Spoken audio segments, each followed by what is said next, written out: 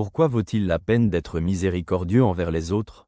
La miséricorde est l'un des traits les plus profonds de Dieu que nous pouvons imiter dans notre vie. Être miséricordieux signifie montrer de la compassion, du pardon et de la bienveillance envers les autres, surtout ceux qui ont commis des erreurs ou se trouvent dans une situation difficile. La Bible et la vie spirituelle nous enseignent que la miséricorde non seulement guérit les relations, mais enrichit également notre cœur et nous rapproche de Dieu. Dans l'Évangile selon Matthieu, Jésus dit « Heureux les miséricordieux, car ils obtiendront miséricorde » Évangile selon Matthieu, chapitre 5e, verset 7e.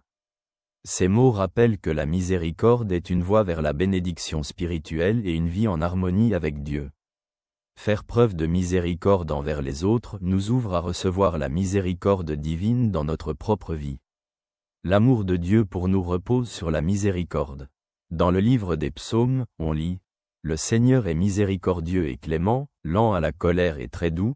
Livre des psaumes, psaume 130e, verset 8e. Dieu nous pardonne nos péchés et nous donne de nouvelles chances, espérant que nous imiterons son attitude envers les autres.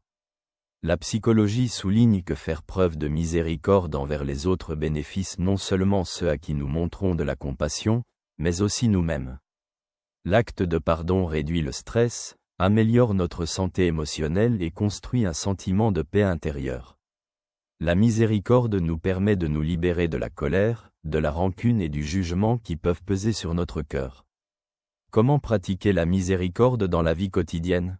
Tout d'abord, il est important de se rappeler que chaque personne fait des erreurs. Jésus rappelle que celui d'entre vous qui est sans péché jette la première pierre sur elle. Évangile selon Jean, chapitre 8e, verset 7e. Au lieu de juger les autres, nous pouvons choisir une attitude de compassion et de compréhension. Deuxièmement, la miséricorde exige le pardon.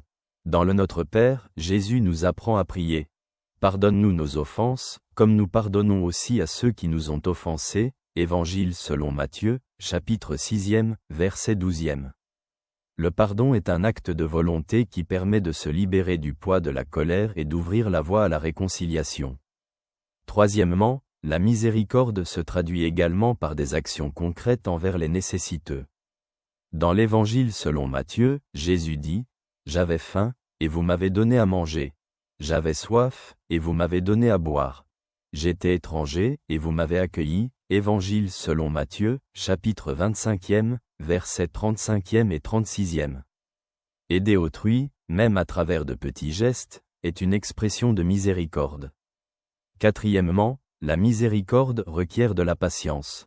L'apôtre Paul écrit dans la lettre aux Colossiens « Supportez-vous les uns les autres et pardonnez-vous mutuellement, si quelqu'un a un sujet de plainte contre un autre. Comme le Seigneur vous a pardonné, faites de même. » Lettre aux Colossiens, chapitre 3e, verset 13e. La patience envers les faiblesses des autres permet de construire des relations durables et pleines d'amour. La miséricorde est non seulement un acte d'amour envers les autres, mais aussi un témoignage de notre foi et de notre confiance en Dieu. Jésus nous appelle à imiter le Père. Soyez miséricordieux, tout comme votre Père est miséricordieux. Évangile selon Luc, chapitre 6e, verset 36e.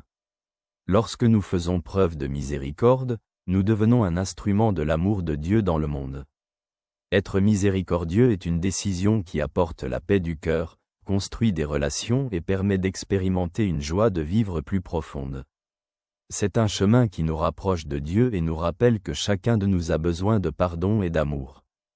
Dans la miséricorde, nous découvrons la véritable beauté d'être humain. Que la grâce de Dieu t'accompagne toujours. Ton ami te salue.